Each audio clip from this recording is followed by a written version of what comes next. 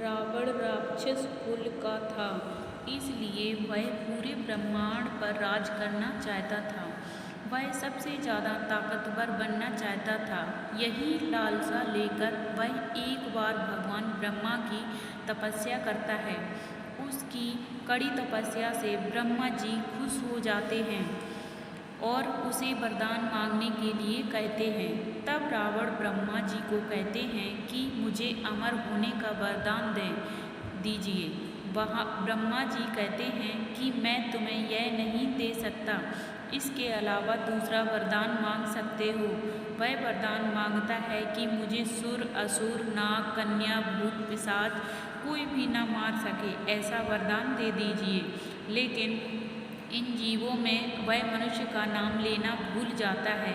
यही कारण था कि रावण को मारने के लिए स्वयं भगवान विष्णु राम के रूप में मनुष्य रूप में धरती पर जन्म लेते हैं और रावण का वध करते हैं। भगवान ब्रह्मा से वरदान पाने के बाद रावण चारों तरफ हाहाकार मचाने लगता है। वह सभी की हत्या करने लगता है। भूलवश उससे ऋषि मुनियों की भी हत्या हो जाती है। रावण को ऋषि मुनियों को मारना उचित नहीं लगता है, इसलिए वह ऋषि मुनियों के रक्त को एक कमंडल में इकट्ठा कर उसे अपने साथ ले जाता है।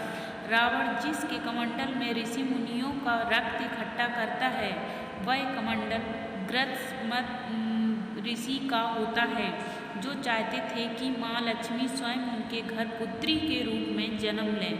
इसलिए माँ लक्ष्मी को प्रसन्न करने के लिए वे प्रतिदिन उसके अग्रभाग से एक कमंडल में मंत्रोच्चारण के साथ दूध की बूंदें डालते थे।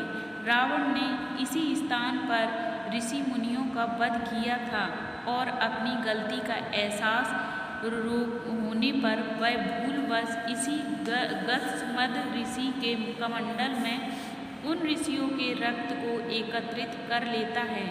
एकत्रित रक्त के कमंडल को रावण लंका ले जाकर अपनी पत्नी मंदोदरी को सुरक्षित रखने के लिए दे देता है और कहता है कि यह विषैले रक्त से भरा हुआ है, इसे संभाल कर रखना, किसी को मत देना।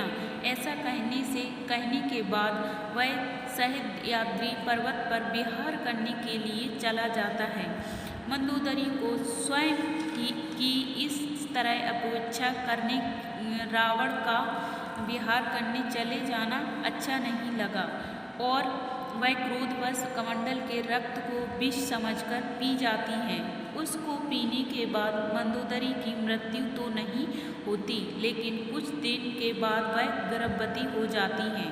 मंदोदरी को जब इस बात का पता चलता है तो वह बहुत घबरा जाती है।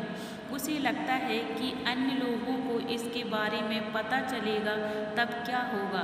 वह अपनी पवित्रता पर कोई भी प्रश्न नहीं चाहती थी, इसलिए लोक लज्जा के डर से वह दूर मिथिला राज्य चली जाती हैं, जहाँ पर वह अपने भ्रूण को एक कलश में रखकर जमीन में गाड़ देती हैं। वही भ्रूण परिपक्व होकर एक बालिका के रूप में विकसित होता है। उसी समय मिथिला राज्य में भीषण अकाल पड़ा था।